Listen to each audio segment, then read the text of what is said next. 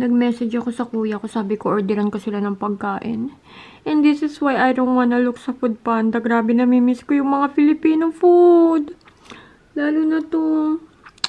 Ay, naku. Kailan ba tayo makakauwi ng Pilipinas? Ay. Naway makauwi na tayo. But anyway, ang gusto nila is mang inasal. Order tayo ng mang inasal for them. This one. Yung ano daw fiesta yata yung pinapa, ano yun, tiga 800. Meron, ito this one. 800 nga.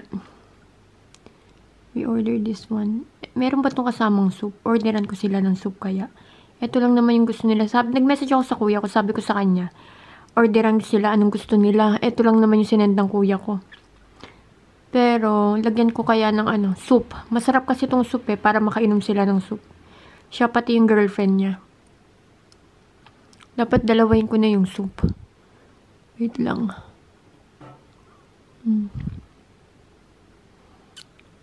Without utensils na, hindi na nila kailangan yun. Para hindi tayo madagdag sa mga plastic. Plastic! Alam niyo na maraming plastic sa mundo. Yan. Guys, grabe. The last time na nag-order ako sa Food Panda, I ordered cake. Ano ba yung in-order ko? Nandito yung mga recent na in-order ko was April. I think yung birthday yata ng girlfriend ng kuya ni kuya. Or, I don't know. Basta, basta I order netong April. Pero, nung time na yon is walang bayad yung option ng delivery.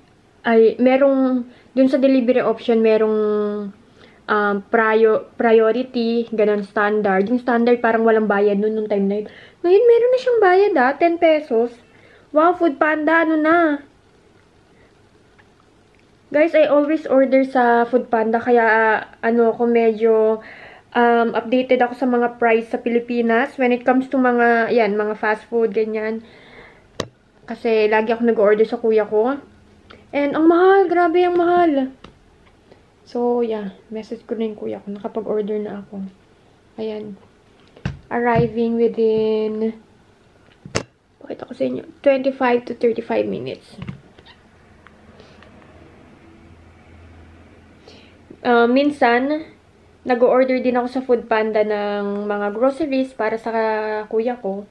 Ako dapat maghahatid sa mga bata kasi ngayon, ko talaga, hatid day ko ngayon dahil kahapon na naghatid si My Love.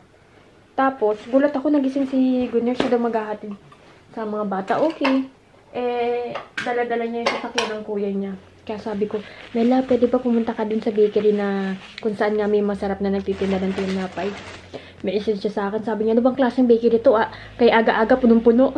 Sabi, kasi guys, ibig sabihin, ang daming customer. Ibig sabihin, ang sarap ng mga tinitinda nila. And nagustuhan talaga ng nanay ko at ng mga bata. Pati ako yung chocolate bread nila. Kaya, ayan, napabili talaga siya ng wala sa oras. Sabi ko, 10 yung bilhin mo. Pero, wala, 5 lang daw yung meron sila. So, okay na rin yun. Sige, isa na lang kami dyan. Tinanong ko sa kanya kung ano yung gusto niyang sweet. Sino? Si teacher. Oh, ano sagot? Sabi ko, masarap ba yung yung eto nga. Sabi niya, ang masarap daw dito sa Inji. Butazen, no? Tamam. Ne kadar? 370 kilosu. Tamam. Yarım kilosu. Olur mu? Olur. Itong ganito? Yarım kaç tane var galiba? 15 Ha, olsun. 300 ang isang kilo. Uy. Pero ano lang, kalahati lang yung bibilin ko. 150. Ano para ang isang niya? Ilang laman ang isang kilo? Bu ne?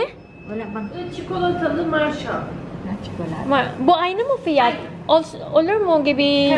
Karışık. Evet, tamam, karışık o zaman. Karışık. Karışık mix. Mix. Yan. Karışık. Naku, tinatanggal na sa... Guys, bili tayo pang gift natin para kay teacher.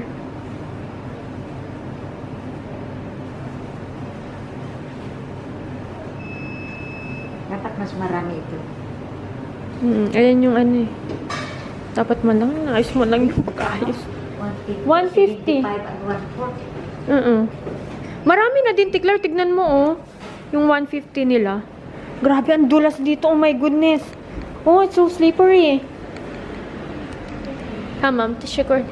Mas marami ang chocolate. Ay, pardon. Daha ikita ni Koy ulir mo. Aha.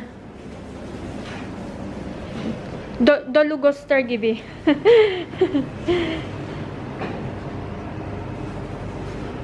Tama. Ay, dapat dun na lang inanoon sa ganun. Gift. Pangalawang batch na namin to ng tea. I'm with my classmate. Pero hindi ko siya kinukuha na ng vlog since baka bawal. Nakakahiya naman. Of course, we have to ask for permission. Pero pag si Ate Clar, walang problema yan. Di ba, Ate Clar? Oo. Guys, we ordered this one. Today is our last day in school. Hi, I'm Hanila Filipina living here in Turkey. Today's vlog is a late vlog kasi hindi ko po alam na meron pa pala tong mga videos na to sa gallery ko. Kaya ngayon ko lang siya na-edit. But anyway, ayan, as usual, kumakain na naman kami ni Ate Clar. Alam nyo ba, sa lahat ng estudyante dito, kami lang talaga ang kumakain dito. Nagsisi ako bakit hindi ako nagsuot ng mont dito. Sobrang hangin. Yung kinakain pala namin, ginawa yan ni Ate Clar. It's a sandwich. Napakabilis ng panahon, ano? Last day na kagad ng Turkish class namin. Parang naalala ko lang nung unang araw na pumasok ako, sabi ko hindi ko na itutuloy to kasi tinatamad ako. Kasi kakagaling ko lang din sa sakit ng mga panahon na yon. Pero ayan, last day na at mag-e-exam na kami. Good luck talaga sa akin nung mga panahon na to. Pero alam ko naman na yung result, nag-message na sa akin yung teacher ko. Ayan yung message ng teacher ko sa akin. 85 points daw yung nakuha ko and congratulations daw. Natutuwa ako sa teacher ko kasi alam nyo ba nung first course namin, panggabi yung course namin noon. Tapos sabi ko sa kanya hindi na ako papayagan ng asawa ko para sa second course kasi nga ayaw ng asawa ko ng panggabi. Sagot niya sa akin kahit half time na lang daw ako pumasok para hindi daw ako gabihin masyado. Kaya sabi ko titignan ko lang. Nung nakaraan, tinanong niya kaming lahat kung ano ba yung nagustuhan namin at yung ayaw namin sa klase. E di sinabi ko na gustong gusto ko siya at ang ayaw ko naman yung schedule ng klase namin. Tapos ang sabi niya sa akin, alam niyo ba kung ano? Pinalitan niya daw yung schedule ng klase, ginawa niya daw na panghapon para daw papayagan ako makapasok sa second course namin. Imagine, napakabuti ng teacher ko sa akin. Kaya nakakalungkot lang talaga at hindi ko na siya makikita. Kasi kung di ako nagkakamali, pupunta na rin siya ng ibang bansa. Anyway, bago matapos ang lahat, bilhan muna natin siya ng favorite niya. Tinanong ko siya kung masarap ba yung eclair kako, may reregaluhan akong kaibigan, pero hindi niya alam na siya pala yung pagbibigyan ko. Kaya pumunta ako sa gusto niyang bilihan ng Turkish sweet, doon ako bumili. Na ibigay ko na nga pala sa kanya. Alam niyo ba, nung time na binigay ko sa kanya, paiyak na siya and gusto ko siyang iyakapin. Kaya lang kasi exam namin yun and paalis na ako. Nahiya naman ako, baka nakakaabala na ako sa kanya. Hanggang dito na lang ulit. Sa susunod na lang. God bless.